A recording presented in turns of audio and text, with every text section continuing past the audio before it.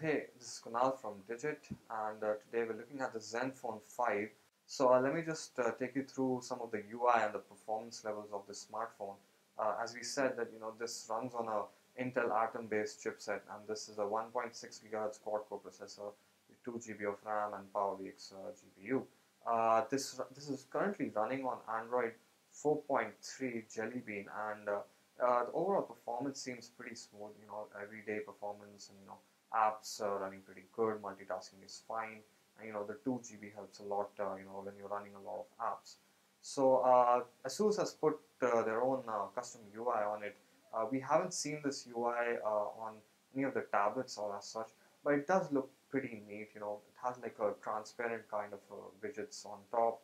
You have customized icons which look nice. I mean, not too heavy on the system. Basically, more of stockish kind of Android UI, but it works pretty well and pretty smooth. We didn't see any issues whatsoever. As you can see, the animations roll up really nicely on the display.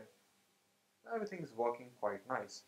Uh, Talking about the performance, we did some benchmarks on the smartphone, including Antutu, Quadrant, 3D Mark, and the usual stuff that we do. And we saw that the performance is slightly better than if you want to compare it. The best performance we've got in the segment that we are hoping that the smartphone will fall in, the Moto G, for instance. We compared the results, and as you can see, the Zenfone 5 is actually better and performs better than the Moto G, which has a Snapdragon processor. But the Intel somehow giving us a better performance level in the synthetic benchmarks. Now, yes, the benchmarks aren't always the best way to judge the performance, but I think everything on the smartphone doesn't it didn't give us any issues on running any apps or games. So let me just quickly show you a bit of gameplay. Alright, so let's play a bit of Dead Trader 2.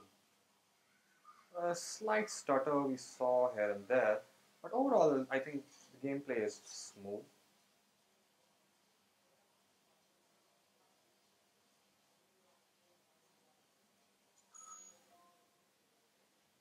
Starting dynamite here. A bit of a stutter here and there. Gameplay isn't very smooth, but I guess the graphics and the overall details in the game is not so bad. We did see when the game gets very intensive, we do see minor lags, probably because the GPU isn't able to handle so much of the load. But I think the gaming performance is not so bad. Overall, we had a good experience on the Zenfone 5. So as we said, the gaming performance is quite decent on it. We weren't pretty much happy with it because at certain instances we did see slight stuttering in the games.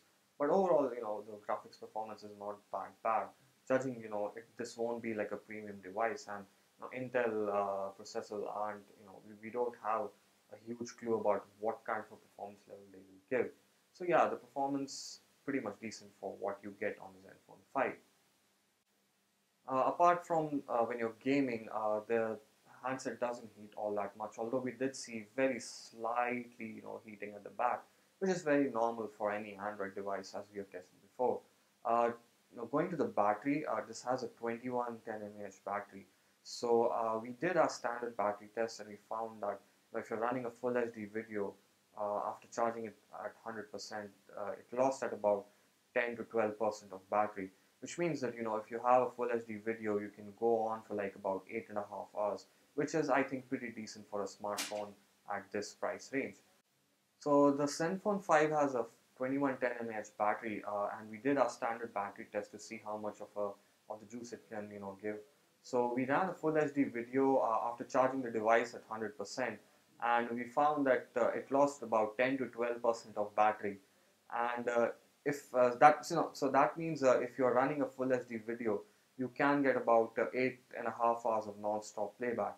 Now this isn't bad at judging that it has an Intel processor, and we've known that Intel processors aren't very good with battery, and even comparing it with other Snapdragon equipped smartphones, this is not a bad performance on the battery side. Talking about the camera, this has an 8 megapixel rear camera, and the UI is very simple. Nothing, nothing out of the ordinary. You get your standard settings, your controls for exposure, your camera resolution, and stuff like video settings. You also get a bunch of standard filters, which includes black and white, negative, sepia, and a bit more. And there's also the front cam, which is 2 megapixels. So you can take video calls, you can take your selfies and all that. You also get a bit of filters and some modes on the camera. You get time rewind, HDR, panorama, night mode, low light, and stuff like that. There's also a depth of field and miniature mode, which essentially brings your depth of field to a very low level, giving you a nice, more of a natural looking picture. So the camera quality overall, I guess it's pretty decent. We've seen better smartphones with 8 megapixel sensors on it. As you can see, the images are very standard, nothing very big. Colors are slightly low on the, or slightly less vivid. The saturation level basically is a little low. Contrast details are fine.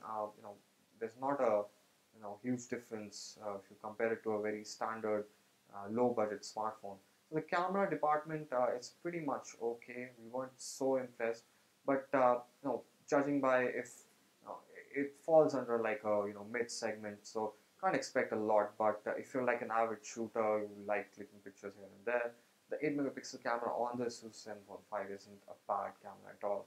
The colors might be a little saturated, but yes, pictures come out pretty decent. Even in low light conditions, the camera manages to get some shots, but of course, it performs way better if you have proper lighting. You can also shoot full HD videos with the camera, so that is becoming a very standard thing on almost every camera phones that we got today. So the overall performance on the Zenfone 5 isn't that bad, considering it has an Intel processor.